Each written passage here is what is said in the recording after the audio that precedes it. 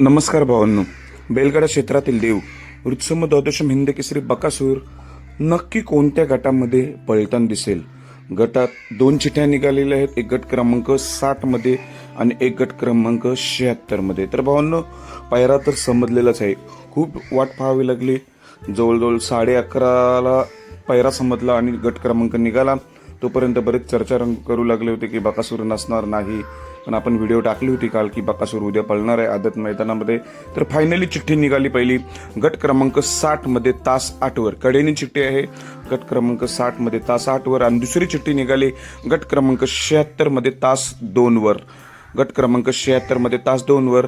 आणि शेवटचा गट असेल 79, त्यामुळे शेवटच्या टप्प्यातच आपले बकासूरच्या चिठ्ठ्या निघालेल्या आहेत. आणि पैरा आहे येडा सरचा, आदत किंग येडा सरचा आणि बकासूर ही जोडी पळताना दिसेल. मग प्रश्न पडलाय की बकासूर नक्की कोणत्या गटामध्ये पळताना दिसेल? तर माझा अंदाज मी सांगतोय, मला वाटतं गट क्रमांक 60 मध्येच पळेल तास 8 वर.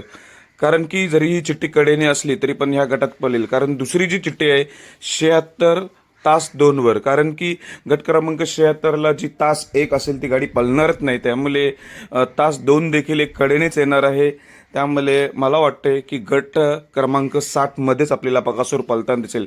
कारण की चिठ्ठ्या पण उशीर आहेत, खूप वाट पाहावी लागेल.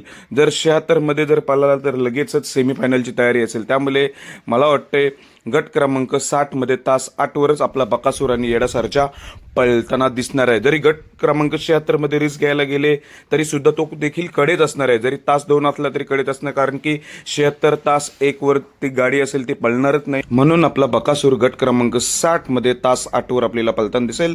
धन्यवाद.